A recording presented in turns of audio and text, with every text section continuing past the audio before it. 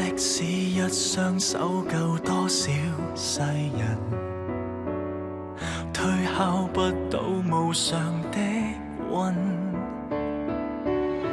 中間跟正邪難從脈搏判斷，區分量弱也為難，要救治這全心。亂世中誰是春風？自退這靈魂的痛，願跟你睡去，再做個溫柔的夢。落魄中沉默相擁，常有眼淚來作救贖。離別了，仍留下記憶都滿足。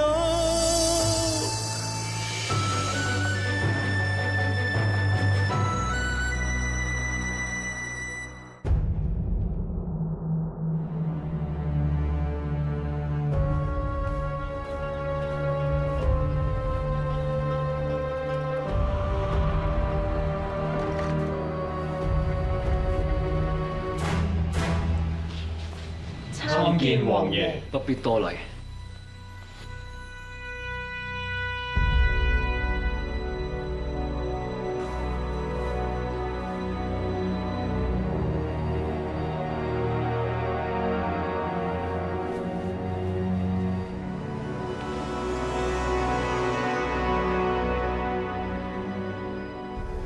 具屍體發脹得如此厲害，你哋點知呢個就係珍妃娘娘？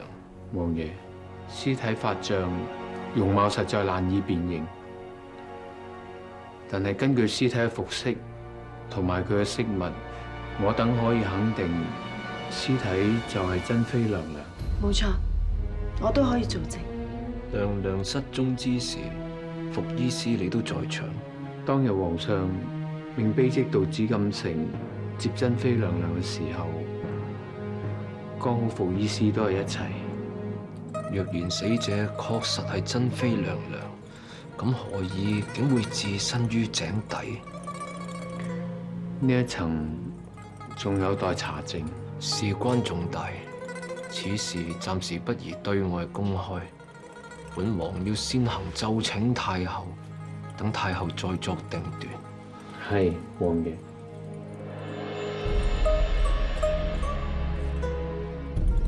死者確實係珍妃，真係陰公。珍妃娘娘無端端點會死咗喺個井底度㗎？大概係因為珍妃娘娘見到洋人攻入紫禁城後，恐怕遭受到洋人凌辱，為保貞節，因而投井自盡亡。咁都總算佢識得大體。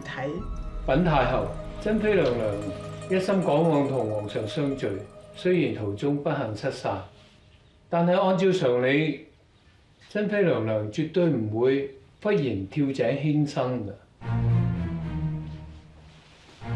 杜御醫，你並非女兒之身，當然好難理解保存貞節對於我等係幾咁重要。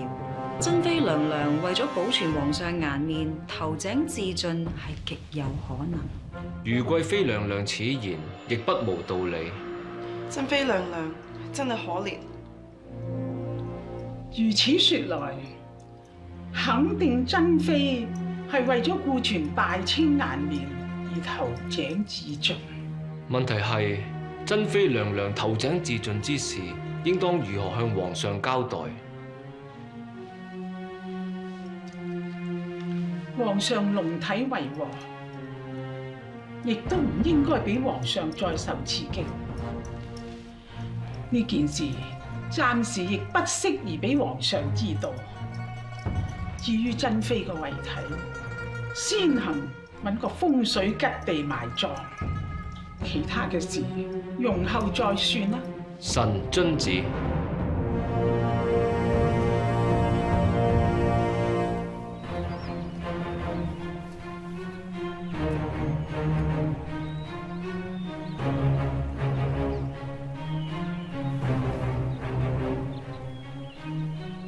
為保貞潔，投井自盡，連你都覺得珍妃娘娘自殺㗎？唉，我覺得係點咧唔重要嘅，喺宮中大小事情啊，都係由太后決定㗎啦。我哋唔可以由得珍妃娘娘死得不明不白㗎。咁凡事都要講證據嘅，冇證冇據，咁你叫我點樣太后嗰度力爭？話珍妃娘娘絕對唔係投井自盡呢？證據？證據我有啊！呢一封情書係你哋嚟北三所接佢之前，佢託我交俾皇上㗎。呢封信，請霍醫師諗辦法，親手交到皇上手中。無論本宮身在何處，本宮嘅心永遠同皇上一齊。希望可以鼓勵到皇上振作。斯文娘娘咁積極啊，佢點會自殺呢？而且我仲有另外一樣證據，佢頸上面戴住條珍珠頸鏈㗎，而家唔見咗啊！冇錯啊！我哋喺珍妃娘娘嘅屍體上面係發現唔見咗條珍珠頸鏈啊！嗰條珍珠頸鏈由我第一次見珍妃娘娘開始，佢一路戴住，就算我哋離開北三所，佢都冇除低過。由此可見，嗰條頸鏈對娘娘嚟講係幾咁重要、幾咁珍貴，好可能係皇上送俾佢嘅定情信物。佢仲將定情信物交翻俾朕。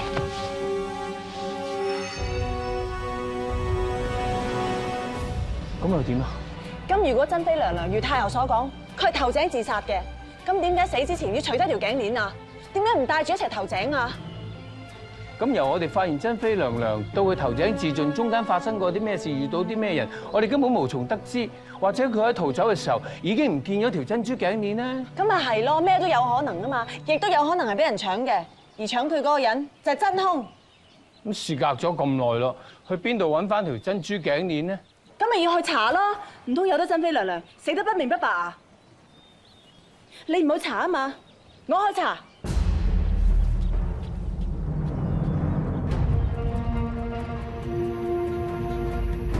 我哋啱啱收到消息，宮中內應手上有本花名冊，裏邊有齊家世嘅名單。上頭要我一定揾到呢個人，攞到呢本花名冊。福利，七叔係過來人，你唔好以為我唔知你同道長發生咩事。如果你真係唔想見到佢嘅，你咪盡快完成任務。到時你去邊度都得，我哋唔會干涉你。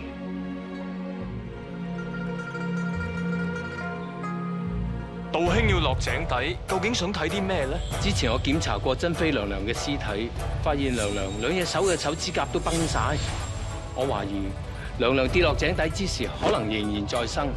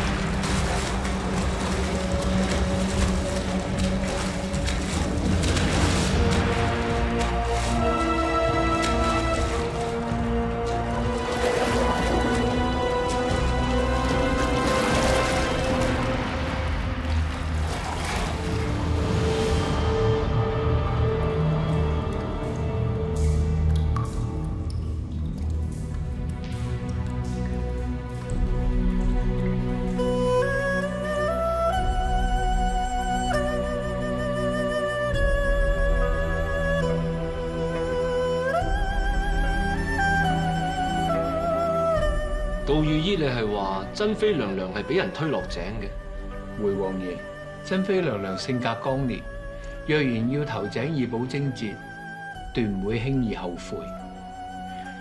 冇可能會喺井底會發現有爪痕，由此可以證明珍妃娘娘當時仍然有求生意欲。咁即係話珍妃娘娘好有可能係被人殺害嘅。只不過太后有言在先，絕對唔想此事張揚，所以你一定要小心行事，以免娘娘嘅死訊外泄。一有任何發現，一定要先知會本王。知道，王爺。王爺，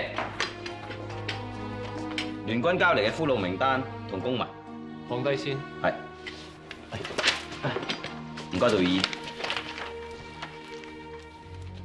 咁問王爺，呢度洋文寫住嘅係咪崔玉貴崔公公？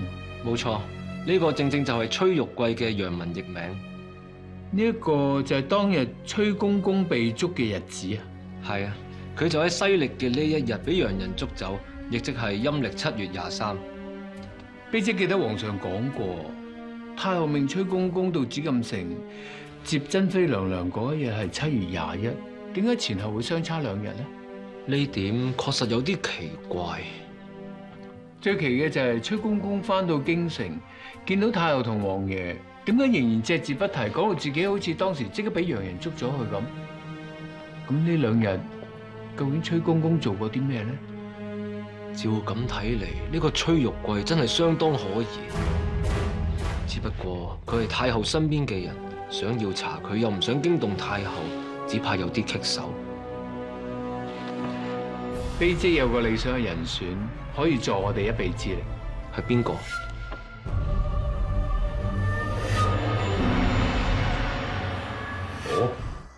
葛根入咗醇親王府咁耐，都未同個契哥請安，難得今日放假，專程帶咗契哥最喜歡嘅分豬蹄同埋上等嘅女兒紅孝敬契哥你㗎。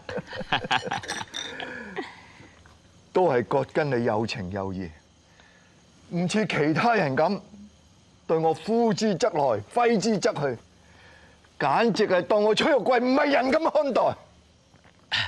都唔係啊，其實老佛爺對契哥都好好啊。你揾唔到珍妃娘娘，佢都冇怪罪於你。唔好提啊！呢個老佛爺又唔肯帶珍妃上路，但係又驚佢會出事，終於揾咗你契哥我嚟搞。好在我崔玉貴福大命大，如果唔係，實俾啲洋人拉咗去打靶。契哥啊，其實你有冇揾到阿珍妃娘娘呢嚇？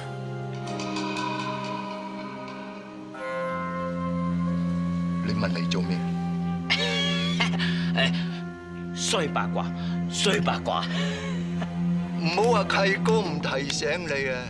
珍妃嘅死對老佛爺嚟講係一個禁忌，你以後千祈唔好再提啊！係嘅，係嘅。只不過契哥有個秘密可以話俾你聽。咩秘密啊？你契哥我決定成家立室，娶翻個老婆，生翻個乖乖仔。邊位姑娘咁有福分，俾我契哥崔玉貴睇得起啫？真有福氣。如意啊，你近排身體唔錯喎。啊，你剛才話你要嫁人啊？係啊，其實連我都諗唔到，竟然會有人願意娶我入門啊！咁真係恭喜你啦！不過咧，杜大夫啊，唔知我之前染過嗰啲病，日後可唔可以生兒育女咁呢？絕對可以，冇問題嘅。咁就好啦。係邊一戶人家嚟㗎？咪就係當今太后身邊嘅大紅人崔玉貴崔公公咯。崔玉貴啊！你講真啊，佢係公公嚟嘅喎。不過崔公公話，之所以娶我，只係為咗有人可以幫崔家繼後香燈。至於生兒育女嘅事，佢要揾個合適嘅人選幫忙喎。本來要我嫁個太監，我都有啲猶豫㗎。不過崔公公送咗份厚禮俾我喎。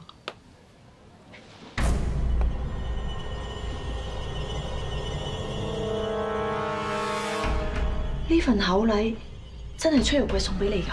你都唔信嘅，我當時睇到我都嚇一跳。崔玉貴送咁厚嘅禮俾你，就係要你幫佢傳宗接代？崔公公想有子女幫我繼後香燈，所以想揾到呢個契細佬謝總幫我傳宗接代。呢個衰人啊，真係咩都做得出嘅。你都唔贊成我咁做，我都唔想啊。但係最怕激嬲個崔公公，會影響咗醇親王交俾我嘅任務。醇親王交咩任務俾你啊？王爺叫我查崔公公入紫禁城揾珍妃娘娘，同埋最後洋人捉走佢嘅詳細情形。醇親王點解忽然之間要查崔玉貴嘅？最衰都係嗰個杜大夫。佢同阿王爺講，珍妃娘娘嘅死係同崔公公有關。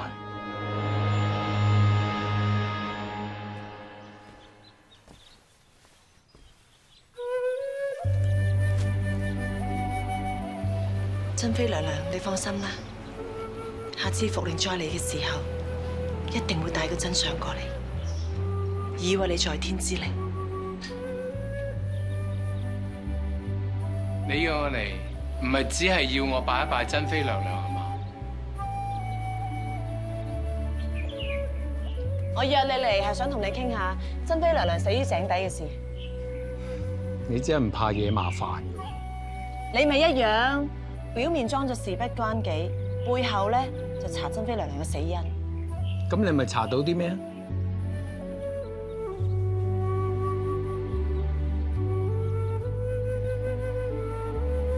睇你個樣，似乎知道入邊放咗啲乜嘢。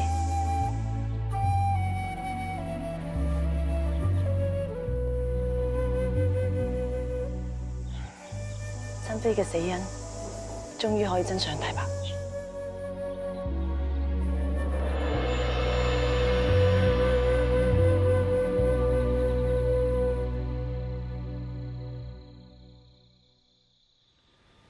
就會咁耐都未出嚟嘅？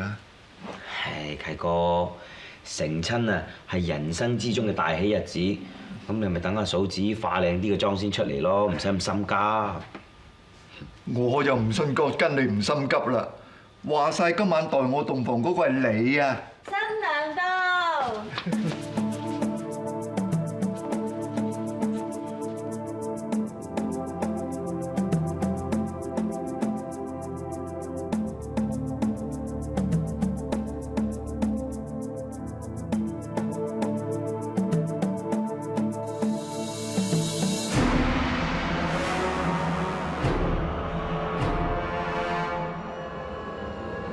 崔公公，你冇嘢嘛？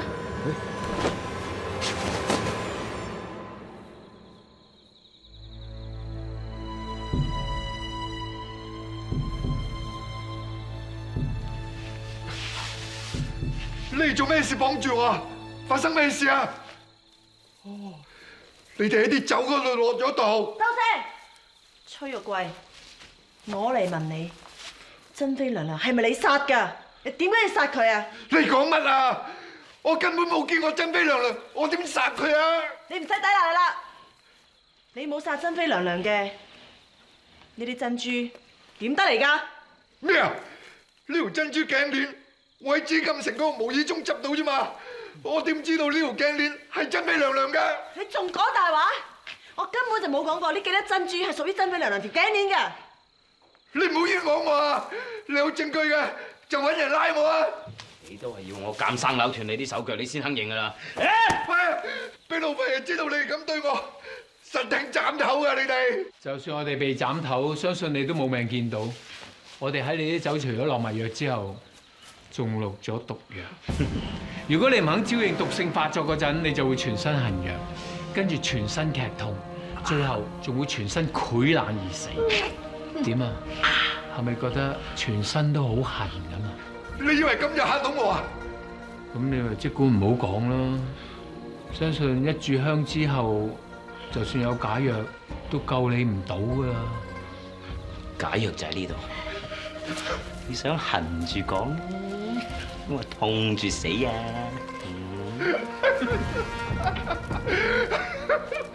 我知，我知。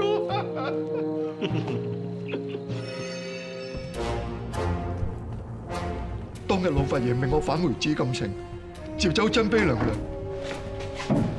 我去到北山所，但係見唔到珍妃娘娘。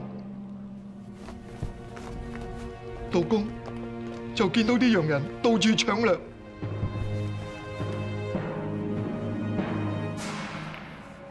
明知翻到去實會俾老佛爺責罰，所以冇諗住揾翻些少盤村，準備翻鄉下咪算咯。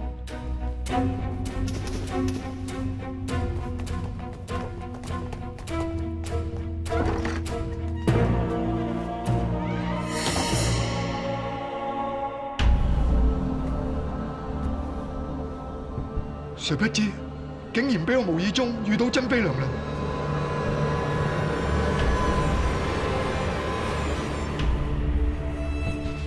娘娘，崔玉貴，點解你會喺度嘅？見到娘娘就好啦。奴才係奉老佛爺之命嚟接娘娘去同皇上會合㗎。真嘅？但係杜御醫同霍醫師佢哋仲未翻嚟，要等佢哋翻嚟至得啊！而家出邊四處都係洋人，若然娘娘即刻跟奴才走，遲啲恐怕走唔到啊！但係杜御醫同霍醫師佢哋兩個要走，易如反掌啦！娘娘都係即刻跟奴才走啦！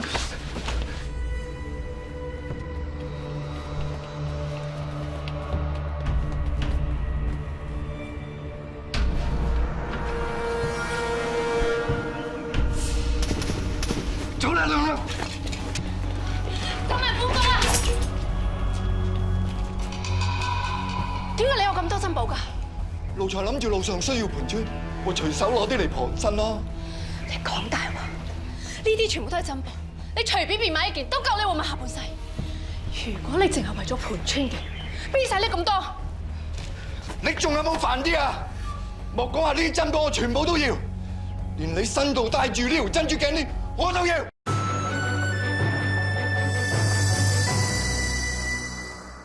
條珍珠頸鏈唔俾咗你㗎！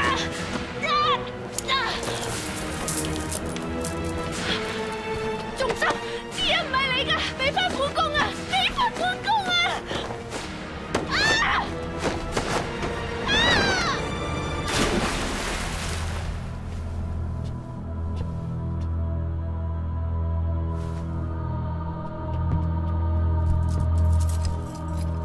你為咗啲珍寶，就將珍妃娘娘推落井，你仲有冇人性㗎？係佢一時氣憤，自己跌咗落井底啊嘛！你仲講啲咁嘅説話？當時珍妃娘娘跌落井底，唔係即時斷氣嘅，佢曾經企圖掙扎爬翻上嚟。你如果肯救佢上嚟，佢就唔會活活死喺井底裏邊。跟，同佢還押。我而家乜都招晒啦，可以俾解藥我啦。我哋冇你咁冷血，啲酒我哋冇落到毒，只係喺身上面搽咗乾漆啫，痕就痕啲，唔會死嘅。而家有證有據啊！你死得眼閉啦，拉佢翻去順親王府。冇啊！我唔想死啊！搶走！喂，幾大人仲想走？想走我，抱住你嘅！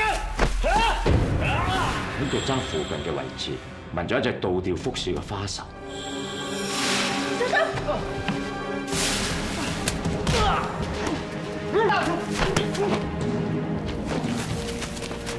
冇嘢走啊！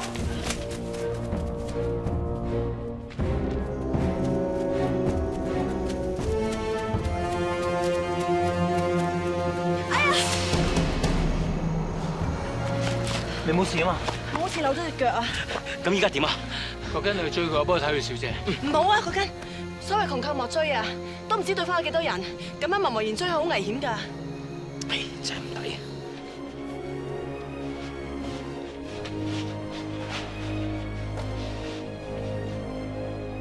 你係咩人？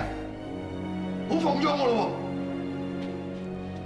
喎！霎霎西風滿園栽，夜寒香冷蝶難來。沖天香陣後長安，滿城盡帶黃金甲。原來係自己人。我真係估唔到，我哋宮中嘅內應，居然係崔玉貴嚟。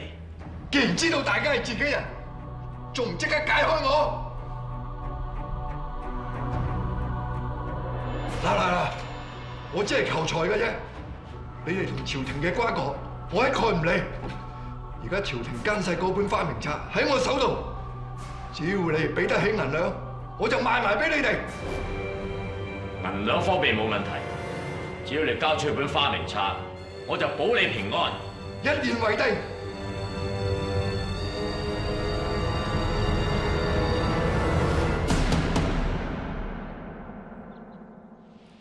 呢啲珍珠真係嚟自珍妃娘娘條珍珠頸鏈？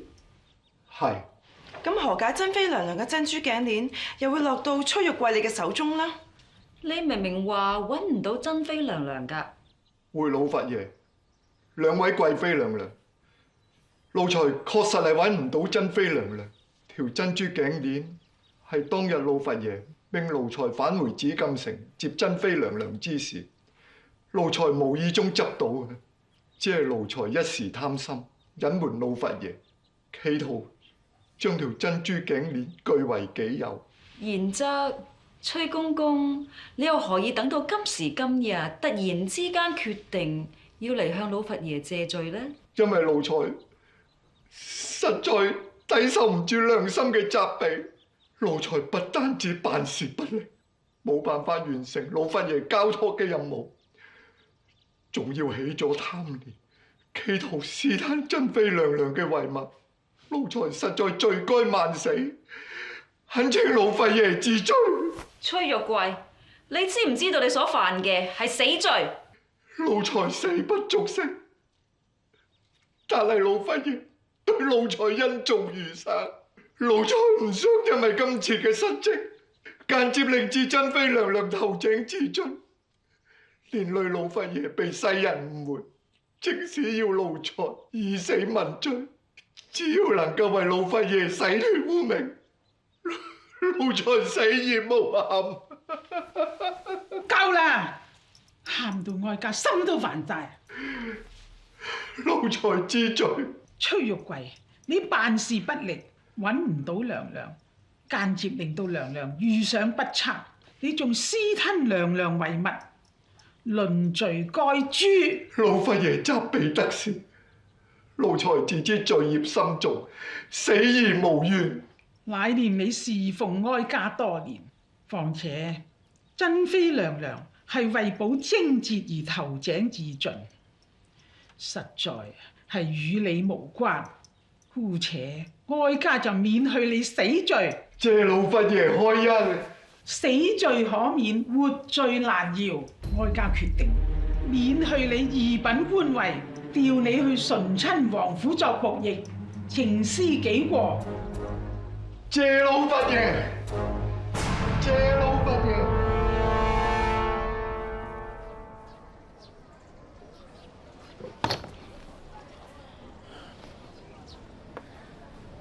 你咁樣即係話俾我聽，崔玉貴又唔使死啊？聽講崔玉貴嗰個賤人，將所有罪名攬上身，喺太后面前扮晒可憐，結果真係打動到太后，免佢死罪，只係罰佢醇親王府做僕役，真係便宜咗佢。太后一向護短，加上珍妃娘娘嘅死，歸根究底都係太后當日唔肯帶埋珍妃娘娘去西首。試問佢又點會治崔玉貴死罪？你咁激氣都冇用，都係我哋一時大意，俾個神秘人救走咗崔玉貴，仲連佢打咗手人嘅公詞都俾佢搶走埋。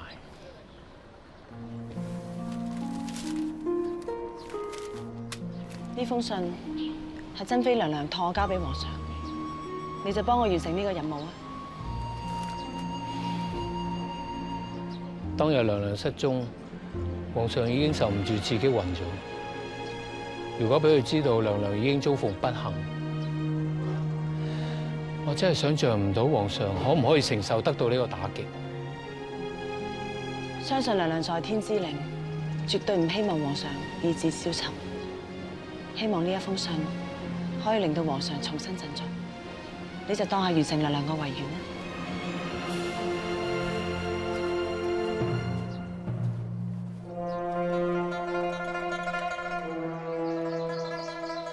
今日與君惜別，未知相會何時。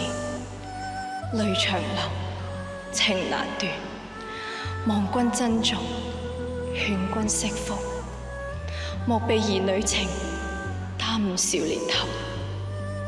但願他日相會於芙蓉滿地之日，大業有成之時，與君白頭偕老，永結同心。珍妃佢要入珍藏，但係點解偏偏響呢個時候，佢要離開朕？冇咗珍妃喺朕嘅身邊，你話朕日後嘅日子點過？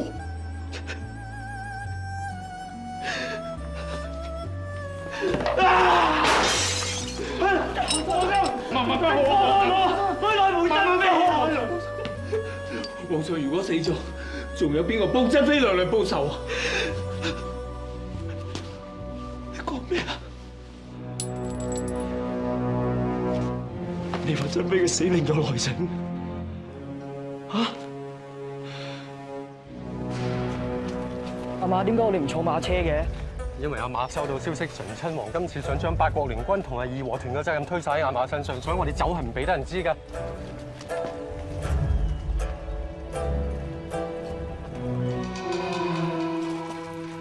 本王隻船呢？端郡王執晒包袱，行色匆匆咁，趕住去邊啊？嚇！本王有急事需要到江南一行，唔係咁都要問准醇親王你啊！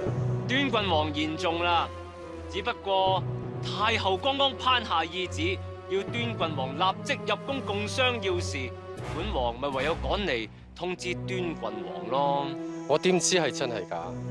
定係有人會假傳懿旨啊？若然端郡王想知道懿旨是真是假，只需隨本王回宮問過太后，咪知得一清二楚咯。仲唔恭迎王爺回宮？好大一個，嚟！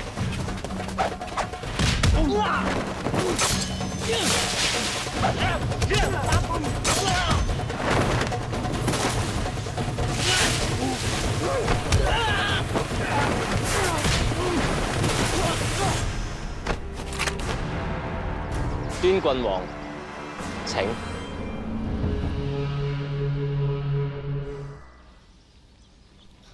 端郡王以權謀私，勾結權匪作亂，殺害外國公使，挑起國仇家恨，招致聯軍攻打京師，事役之後仲企圖出走，罪大惡極，懇請太后發落。混帳！臣在已向太后引薦義和團，無非為咗扶清滅洋，以洗大清多年嚟嘅冤氣。事敗只不過因為八國聯軍義眾凌寡，非戰之罪。而且此事一早向太后稟明，同內閣各位大臣亦都商議過。敢問在以何罪之有？在以你明知道權匪嘅所謂神功只係一派胡言，面對洋人槍炮根本就不堪一擊。但係你偏偏就堅持向聯軍開戰，結果令至大清軍民傷亡慘重，實在難辭其咎。臣懇請太后依法治在以欺君之罪。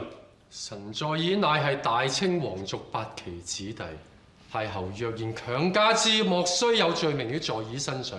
試問太后點對得住大清列祖列宗？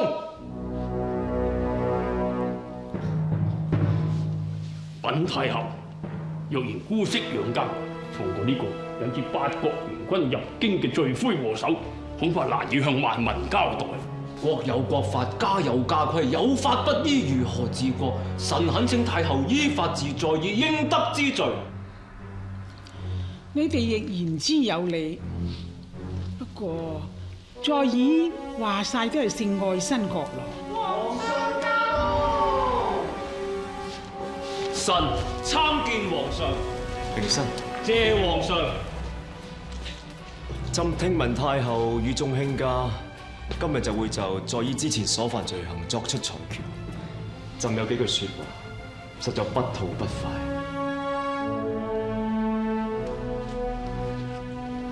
在以你勾結權匪，引致八國聯軍入京，宮中有不少由祖宗傳落嚟嘅貴寶，被洋人搶得一乾二淨，你可知有罪？八國聯軍一役，大清軍民死傷無數。雖然最終簽訂和議，但係朝廷仍然要向各國賠償4萬萬兩。在以，你知唔知點解係4萬萬兩？4萬萬兩就即係全國百姓每人賠償1兩銀。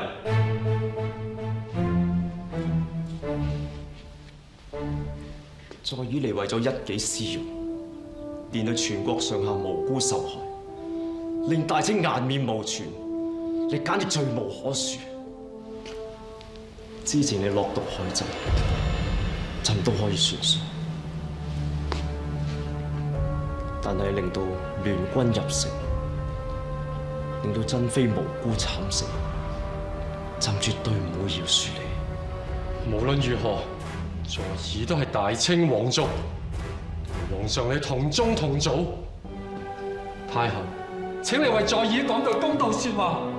在義，你自作孽，哀家都無話可説。皇上，你覺得如何去懲治在義呢？皇上開恩。朕決定革除在義所有罪例，即日起將在義父子發配南疆，從今以後不能踏進京城半步。朕饒你一死，就當係為朕死去嘅珍妃，為朕死去珍妃積福。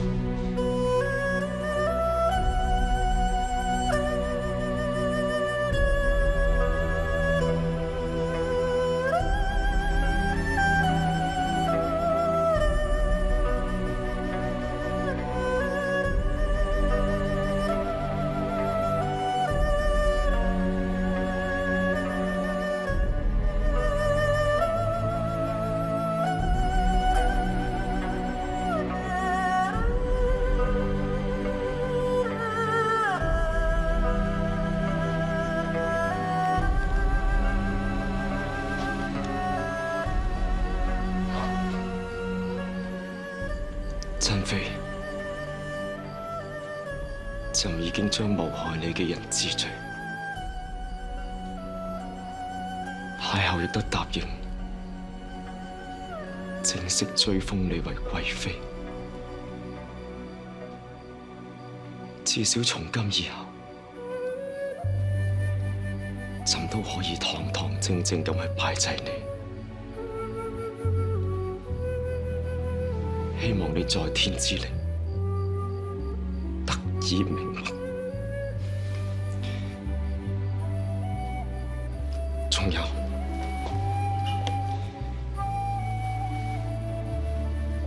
我哋嘅定情信物總算合抱珠雲，朕而家再為你戴上。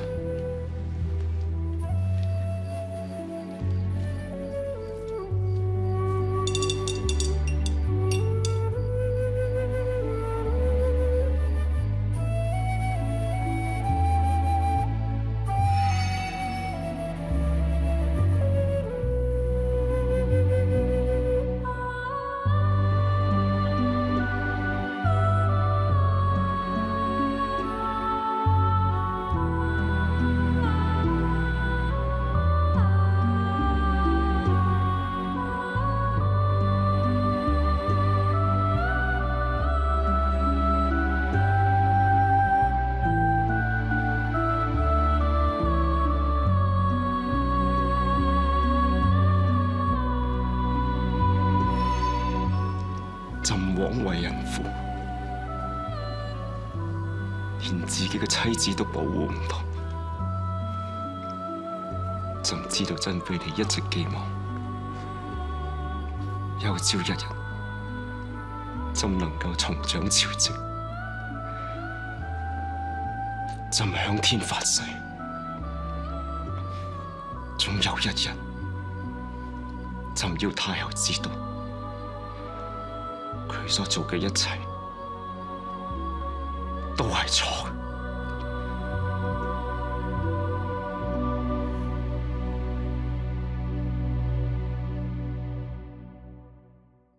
偉生啊，你請咗成日咁長嘅假，真係冇問題啊嘛？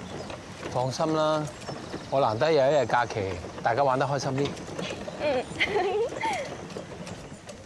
偉生，你睇放風箏啊！係喎。誒，嗰個妹妹好似唔識放喎。我過去幫佢啊。嗯。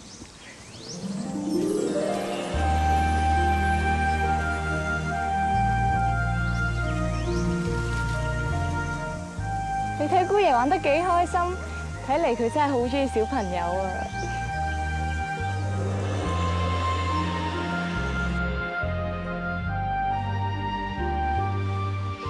山，點解今次嗰啲草藥味同之前唔同嘅？頭先服醫師嚟過，叫我拎2包草藥俾你。唔該晒。我想試下用啲新嘅草藥，睇下會唔會有新嘅療效啫嘛。咁啊，咁陣間我一定要煮湯圓俾你食。叫蓮子煮咪得啦。唔得，作為一個好妻子，一定要出得廳堂，入得廚房，咁樣先襯得起你啊嘛。哇！水滾滾咗啦，嚟我嚟。小姐，你冇事啊嘛？咩事啊？頭先倒湯圓嗰陣，啲滾水濺咗個小姐大髀度啊！點啊？百合，你冇事嘛？冇事，少少痛啫嘛，冇嘢嘅。你係話你有少少痛？你對佢有返感覺啊？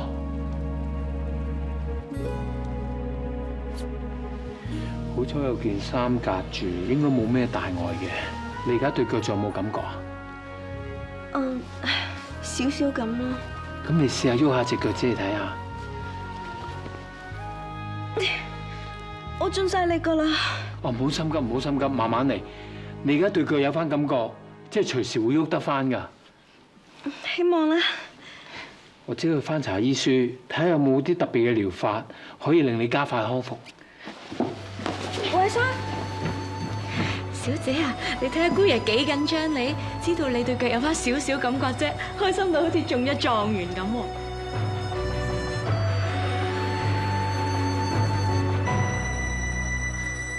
即使一雙手救多少世人，推敲不到無常的運。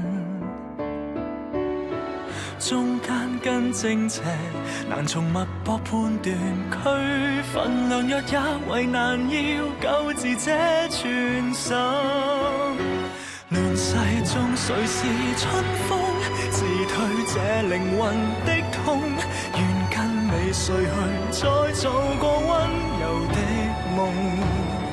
落魄中沉默相擁，常有眼淚來作救贖。離別了，仍留下記憶都滿足。